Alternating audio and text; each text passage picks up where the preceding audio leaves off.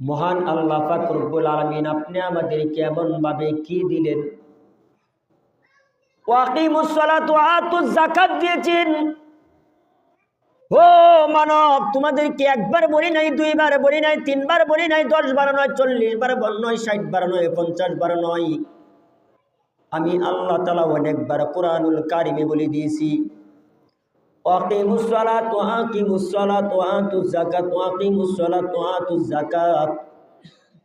আমি আল্লাহ তাআলা 82 জায়গায় বলে দিয়েছি। সুবহানাল্লাহ, জোরে কোন। ও মানব, 82 বার বললাম, তারপরেও তোরা একবার সাড়া দিস না। এই ব্যর্থতাটা তো আমি আল্লাহর নয়, তোমাদের ব্যর্থতা, তোমাদের সময়ের দামি, তোমার সংসারের ঝামেলা, তোমার রাজত্বে চালাইতে যায় তোমার সময়ের সমস্যা, তুমি স্বামীর নির্যাতনের কারণে নামাজ আদায় করো না, এটা তোমার ব্যর্থতা। এই কথাটাকে আনিয়া সুন্দর করে বুঝাইবার জন্য আমি আপনাদেরকে একটা ছোট্ট করে ঘটনা বুঝাইতে চাইব, অথবা কয়েকজন লোকের আপনাদেরকে উদাহরণ দিব। এই উদাহরণ যদি আপনাদের কাছে হা বাচত হয় তাহলে বলবেন হা, আর যদি তাদের থেকে আপনি আলাদা হন তাহলে বলবেন না। ও মানব, পৃথিবীর শুরু লগ্ন থেকে আপনি বলতে পারেন আমি অসুস্থতার কারণে ওয়াকিমুস সালাত নামাজ আদায় করতে পারি না। তার ভিতরে 1 নম্বর উদাহরণ দিব, হযরতে আইয়ুব আলাইহিস সালামের চেয়ে কি বেশি অসুস্থ আপনি? হ্যাঁ বা না জবাব দিবেন। আইয়ুব আলাইহিস সালাম থেকে আপনি কি বেশি অসুস্থ? কথা কন না কেন? না না, কেমনে না? আইয়ুব আলাইহিস সালামের সারা অঙ্গের ভিতরে পোকায় কিটকিট করে কামড়ায়, আর এই পোকার দংশনে আল্লাহকে 1 সেকেন্ডের জন্য ভুলে নাই, আল্লাহকে, আল্লাহর স্মরণ থেকে 1 সেকেন্ডও ভুলে নাই। মন আল্লাহকে স্মরণ করে, আল্লাহ পোকা দিয়া অসুস্থ বানাইলাম, আমার গোটা শরীরকে পোকার একটা আধার বানায় দিলা, খাবার বানায় দিলা, তারপরেও আমি আইয়ুব তোমাকে বলি নাই, রব্বি আন্নী মাসানিয়া দুররু ওয়া আনতা আরহামার রাহিমিন। সুবহানাল্লাহ, জোরে কর। তুমি এসব আপনি কি করে বলেন যে আমি অসুস্থ, নামাজ আদায় করতে পারতেছি না, এটা ওয়াজাহাত বানাইলেন, এইটা একটা কারণ বানাইলেন। না না, আপনি তো আইয়ুব আলাইহিস সালামের থেকে বড় অসুস্থ না, তো আপনি কেমন করে এটাকে একটা ওয়াজা বানাই নিলেন, এটা একটা কারণ বানাই নিলেন, এটা একটা জরুরত বানাই নিলেন? তাহলে ও বুকা বুকারি, বোঝা যায় আইয়ুবের থেকে তুমি অসুস্থ বেশি। কথা ঠিক না? আপনারা এখন যদি আইয়ুবের চেয়ে বেশি অসুস্থ আমি না হইতাম তাহলে এই কথা বলতাম না যে আমি অসুস্থতার কারণে নামাজ আদায় করি নাই। 2 নাম্বার, আপনার রাজত্ব, আপনার দায়িত্ব, আপনার অফিসিয়াল কাজ, আপনার দায়িত্ব, অফিসিয়াল কাজ বা রাজত্ব কি আপনি দায়িত্ব পরিচালনা করেন, আঞ্জাম দেন। আমি বলবো, একটা উদাহরণ স্বরূপ বলবো, হযরতি সুলাইমান আলাইহিস সালাম থেকে আপনি কি রাজত্ব চালানো কি বেশি? কথা বল। আরে বাপ, ইতিহাস তাকান, জীবনী দেখেন, কাহিনী দেখেন। বাদশাহ সুলাইমান আলাইহিস সালাম শুধু মানুষের দায়িত্বই নিয়ে নিয়োজিত ছিলেন না, কীট পতঙ্গ, তরুলতা, মশা মাছি সহ, যা সেই গাছপালা সহ, বাতাস সহ প্রত্যেকটা জিনিসের ভাষা বুঝতেন এবং প্রত্যেকটা জিনিসকে পরিচালনা করতেন। এবার বুঝেন, এটা কি ছোট্ট দায়িত্ব নাকি বড় দায়িত্ব? অনেক বড়। তার চেয়ে অফিসিয়াল দায়িত্ব, রাজত্বের দায়িত্ব, গভর্নরের দায়িত্ব, রাজার দায়িত্ব, প্রেসিডেন্টের দায়িত্ব। আল্লাহ সুলাইমান আলাইহিস সালাম এত এত দায়িত্ব করার পর, পালন করার পর তার মওলাকে কি করে নাই? কথা কন না কে? মাওলাকে কি করে নাই? ভুলে নাই, ভুলে নাই, মাওলাকে ভুলে নাই। আপনার অফিসিয়াল দায়িত্ব, আপনার রাজত্বের দায়িত্ব, আহারে আপনার চাকরির দায়িত্ব। বোঝা যায় সুলাইমান আলাইহিস সালাম থেকে আপনারটা দাবি হয়ে গেছি। সুলাইমান আলাইহিস সালামের দায়িত্ব থেকে আপনারটা বড় হয়ে গেছি। কথাখন ঠিক নাকি? তাইলে বোঝা যাইতেছে সুলাইমান আলাইহিস সালামের দায়িত্ব থেকে আমার দায়িত্বটা, আমার অফিসিয়াল কাজটা সুলাইমান আলাইহিস সালামের অফিসিয়াল কাজ থেকে, সুলাইমান আলাইহিস সালামের রাজত্ব পরিচালনার থেকে আমার পরিচালনার দায়িত্বটা বেশি। হ্যাঁ, বেশি যদি না হয় তাহলে তো এক সেকেন্ডের জন্য সুলাইমান আলাইহিস সালাম তার মনিককে বলে নাই। উনি তো বলে নাই, তাহলে আমি কেমনে বললাম? ওরে বাপ, হো যুবক, কেমনে বইলা তুমি সর্বক্ষণ থাকো? সারাদিনের ভিতরে 24 ঘন্টার ভিতরে আমার মৌলা পাক 5 বার আপনাকে স্মরণ করেন, অথবা মিলাইয়া ধরেন না 1 ঘন্টা সময়, 60 মিনিট আপনার সময় ডাক দিয়া স্মরণ করে দে। আপনি ডাকেন না, ভালো কথা, থাকেন অফিসিয়াল রাজত্বই থাকবেন, অসুস্থর ঝামেলায় থাকবেন, চাকরি বাকরি কাতারে থাকবেন। আমার মৌলায় কয় তাক, নাই নাই কোনো নিষেধ নাই, থাকবে তাক, কোনো ঝামেলা নাই। কিন্তু আমি আল্লাহ তোরে 5 বার ডাক দেওয়ার একটা রাস্তা করে দিলাম। আহারে মুয়াজ্জিন প্রতি 5টা সময় ডাক দিয়ে আল্লাহু আকবার। কে বড় বলেন? অর্থ কি? আল্লাহ তাআলা সবচেয়ে বড়। আমার অফিসিয়াল কাজটা তখন কি বলে, উত্তর কি আসে? যদি নামাজে না যায়, যদি আল্লাহর ডাকে সাড়া না দেয়, তখন তার অর্থ কি হবে বলেন? জবান কইলা বলেন, কন্যা কে? আমার আল্লাহ সবচেয়ে বড়। মুয়াজ্জিন কয় আল্লাহু আকবার, আর আপনি তখন কাজটাকে আপনার কাছে প্রাধান্য দেন, আপনার অফিসিয়াল দায়িত্বটাকে আপনি প্রাধান্য দেন। তখন আপনি নিজে প্রশ্ন করেন, আপনার কাজ বড় নাকি আমার আল্লাহর হুকুম বড়? হ্যাঁ ভাই, আল্লাহর হুকুমটা বড়। আর না আসলে, না শুনলে, তার দিকে আমার এলাও না করলে আমার কি বড় হয় বলেন? আমার কাজটা বড় হয়, এরকম বোঝা যায় না? তো বলতেছিলাম সুলাইমান আলাইহিস সালামের চেয়ে দায়িত্ব আপনারা বেশি বড় নয়, অনেক ঊর্ধ্বে নয়, বেশি নয়, একবারে সংকীর্ণ, কম। তারপরেও মাওলাকে স্মরণ করতে পারেন না। আর বাদশাহ সুলাইমান অর্ধ পৃথিবীর বাদশাহ, বা সুলাইমান দাদে মুলকো সরওয়ারি, সদমতে ও কাতে মসদে ও ফুরি, বা সুলাইমান দাদে মুলকো সরওয়ারি, সদমতে ও কাতে মসদে ও ফুরি। দেবদানব যা কিছু ছিল সুলাইমান আলাইহিস সালামের ভাষা বুঝতেন, তাবে ছিলেন, পীর মানতেও, নবী মানতেন। আর আপনি আমার তো ভাষা বোঝা দূরের কথা, আপনি আমাকে তো একটা মাসিও, একটা মশাও তো মানতে চায় না। সুযোগ পাইলে মশাও আমাকে দংশন করে। ওরে বাপ, ওরে যুবক, উনার কথা সবাই মানতেন। এত দায়িত্ব পালন করার পরেও মালিককে বলে নাই, আর আমরা কিঞ্চিত পরিমাণ দায়িত্বর কাতারেও নাই। শুধু অযথা একটা টেনশন নিয়ে মাওলাকে স্মরণ করতে পারি না। আহারে, আমার মতো হতো ভাগ্য আর কি দুনিয়ার বুকে কেউ আসেনি। আমার জানা নাই, আমার জানা নাই, আমার জানা নাই। नामाज़ू से क्या मजाक है, शज़दऊ से पूछियो, शाके गुल में क्या मजाक है, बुलबुली से पूछियो, रुकू से क्या मजाक है, तस्बीहू से पूछियो, शाके गुल में क्या मजाक है, बुलबुली से पूछियो। ওরে যুবক, ও আমার বৃদ্ধ বাপজি, কথা ভালো করে বুঝো। ইবাদতের মজাটা তাসবির ভিতরে, ইবাদতের মজাটা রুকুর ভিতরে, ইবাদতের মজাটা সিজদার ভিতরে, ইবাদতের মজাটা আল্লাহকে ডাকার মাধ্যমে। যদি মজা লাগানো যায় তাই তো মজা লাগে।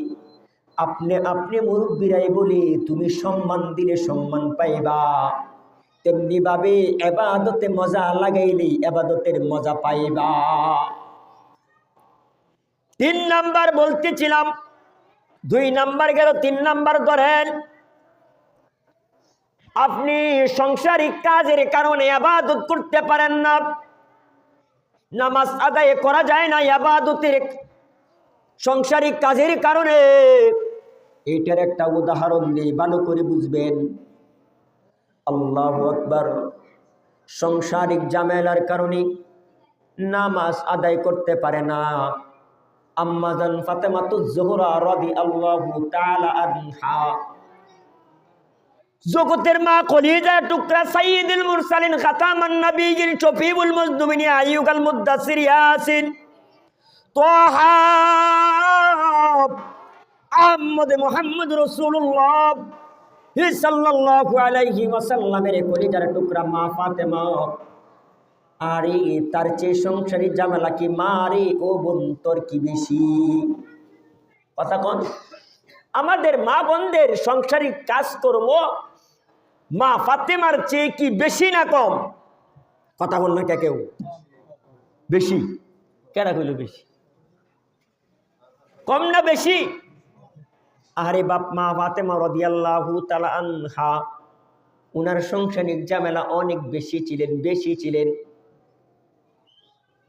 তারপরেও কি উনার আল্লাহর ইবাদত থেকে কিঞ্চিত পরিমাণ এই দিক সেদিক ছিল কিনা আপনাদের জানা থাকলে বলেন। ছিল না।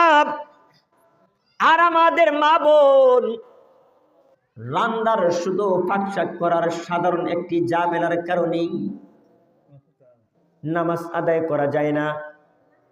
স্বামীর একটা ফ্যান বা শার্ট বা গেঞ্জি দৌত করতে যায় সময় যায় নামাজের নামাজ আদায় করা যায় না। এই আহমক মহিলা, এই আহমক মা, ও আহমক বোন, তোমার যদি জ্ঞান থাকে, তুমি যদি বুঝো আমাদের মা ফাতেমার চেয়ে আমার ঝামেলা বেশি নয়, তাহলে কেন তুমি মাওলার ডাকে সাড়া দাও না?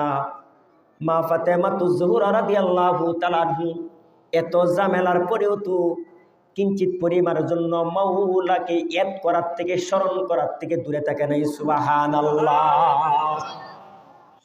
কয় নাম্বার গেল? ভালো করে মনে রাখবেন।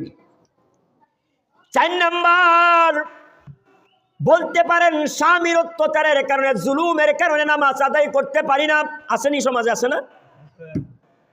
খুব নির্যাতন করে, স্বামী মদ পান করে, গাঁজা পান করে, খাওয়ার পর স্ত্রীর উপর নির্যাতন চালায়। শুধু তাই নয়, অথবা স্বামী একটু বন্ডামি সাইজের, বেকার সাইজের, সর্বক্ষণ স্ত্রীকে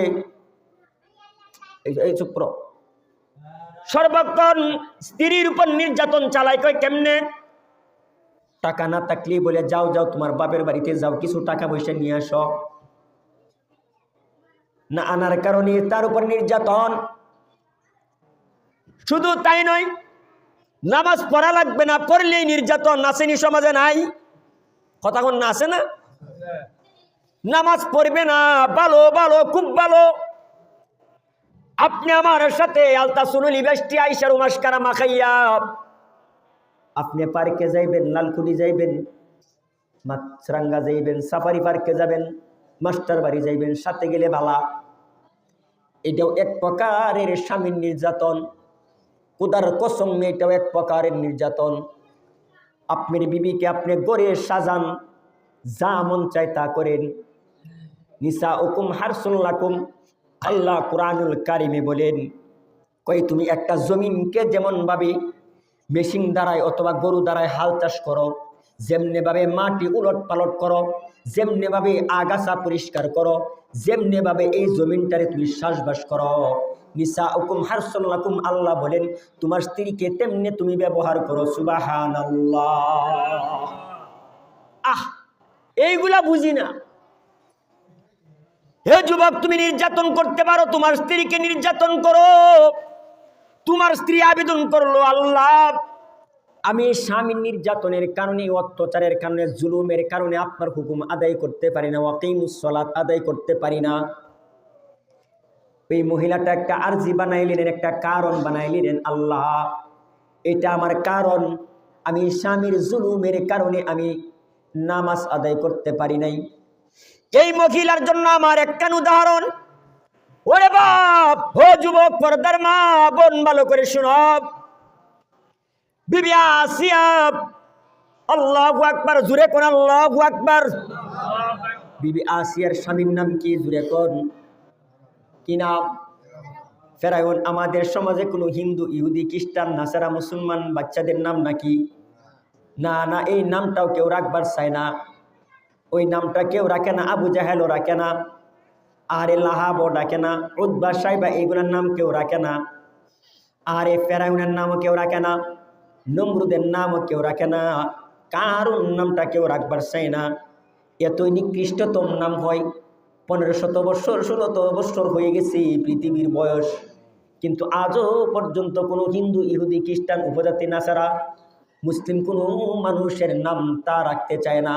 এলা দেখেন তাদের নামটা কত বড় দামি নাকি অদামি? হ্যাঁ, দামি নাকি অদামি? জুড়ে কোন। অনেক অদামি, যেটা মুখে নেওয়া যায় না। আল্লাহু আকবার। ওই ফেরাউন ছিল বিবি আসিয়ার স্বামী।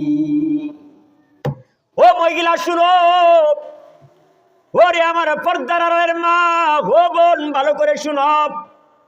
স্বামীর নির্যাতন, স্বামীর জুলুম, স্বামীর অত্যাচার, তুমি বারবার বলো তার অত্যাচারের কারণে আমি নামাজ পড়তে পারি না, তার জুলুমের কারণে নামাজ পড়তে পারো না। আমি বলবো ফেরাউনের চেয়ে তোমার উপর বেশি অত্যাচার চালায় না। ঠিক না বেঠিক? কন্যা খে ও বাইরে, দুর্বল না কথাটা শক্ত? কন্যা মজবুত নাকি দুর্বল? কথা কন্যা মজবুত নাকি দুর্বল? অনেক মজবুত, অনেক মজবুত। কারণ বিবি আসিয়ার উপরে যে জুলুম অত্যাচার চালাইলেন কে? ফেরাউন এই পরিমাণ অত্যাচার চালাইলেন, তারপরে আসিয়ার কিঞ্চিত পরিমাণ মাওলার শরম থেকে গাফেল থাকে নাই।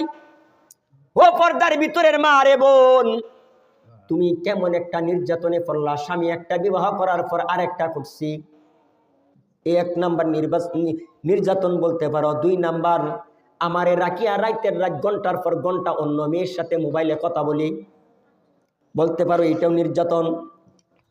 আমার সাথে সময় দেয় না, বৃহস্পতিবারে বাইরে হয়, শনিবার দিন আমার ঘরে আসে, সময় দেয় না, বাহিরে সময় দেয়, বলতে পারো নির্যাতন। আহারে, আমি প্রথম স্ত্রী, আমার কাছে সময় দেয় না, দ্বিতীয় স্ত্রীর কাছে ধন সম্পদ সবকিছুই দেয়, আমারে দেয় না, বলতে পারো নির্যাতন। তোমার এইগুলা তো কোনো নির্যাতন না, কোনো অত্যাচার না, কোনো জুলুম না। বিধান যাচাই করো, কোরআন যাচাই করো, হাদিস যাচাই করো, ইতিহাস যাচাই করো। বিবি আসিয়া এতই নির্যাতন জুলুম করছে ফেরাউনের অত্যাচারে, তারপরেও বলে নাই আহারে আমার আর সহ্য হচ্ছে না, কি করব, যাও যাও, আমি ফেরাউনের উপর ঈমান আনলাম। এই কথা তো বিবি আসিয়া কোনোদিন বলে নাই। তুমি কেমন মহিলা? তুমি তো আখিরি নবীর উম্মত। হে আল্লাহর বান্দি, ভালো করে শুনো, তোমার বান্দিয়তের ভিতরে আল্লাহর দাসত্ব আছে। আসিয়ার তো কোনো শক্তি ছিল না, কোনো কুওয়াত ছিল না, কোনো বাহিনী ছিল না। আর ফেরাউনের হাতে তো গোটা বাহিনী ছিল, অস্ত্র ছিল, সব কিছু ছিল। আসিয়ার কলিজার টুকরা সন্তানদেরকে তেলে, উত্তপ্ত তেলের আগুনের মধ্যে নিক্ষিপ্ত করা হয়।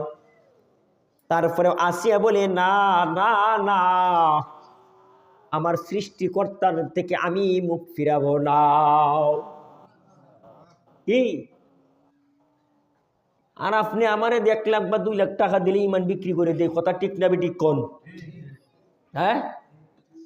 আর বিবি আসিয়ার সন্তানদেরকে উত্তপ্ত গরম তেলের ভিতরে নিক্ষেপ করছেন, কিন্তু তারপরে আসিয়া বলে না, সন্তান যাবে তো যাবে, আমিও তো টুকরা টুকরা হব, আমি তেলে পয়রা শুটকি হয়ে যাবো, তারপরেও আমার সৃষ্টিকর্তার থেকে কিঞ্চিত পরিমাণ আমি মুখ ফিরাবো না। আর বিবি আসিয়ার মতো তুমি নির্যাতনওয়ালা মহিলা হয়ে গেছো? না না, তার চেয়ে বেশি তুমি নির্যাতনওয়ালা হও নাই, কথা ঠিক না বেঠিক? আপনারাই কোন। ও পর্দার মা বোন রে, ভালো করে শুনো, স্বামীর অত্যাচার, স্বামীর সংসারের কাজ, মা ফাতেমার চেয়ে বেশি ঝামেলা তোমার সংসারে নাই। বিবি আসিয়ার অত্যাচারের চেয়ে, জুলুমের চেয়ে তোমার সংসারে তা নাই। তুমি কেন মাওলার কাছ থেকে তুমি দূরে থাকো, মাওলার হুকুমটার থেকে দূরে থাকো? বোঝা যায় তোমার মতো আহমক, তোমার মতো বেনালায়েক আর বুকে কেউ নাই, এই বুকে কেউ নাই। কাজে রে মা ও বোন, এখনো সময় আছে, জীবন বদলাইয়ে আসো। ইসলামের ভিতরে আসি, ফিসসিলমি কাফা। যতক্ষণ পর্যন্ত এটার ভিতরে পরিপূর্ণ মুসলিম আবার না আসবে, ইমানিয়ত না আসবে, ততক্ষণ পর্যন্ত জান্নাতের আশা তো দূরের কথা, আল্লাহর বন্দা বলাটাও আপনি আমার জন্য কঠিন।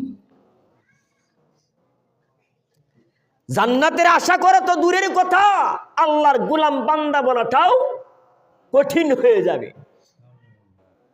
ও ভাই, কি বুঝাইতে চাইলাম, কি বুঝলেন?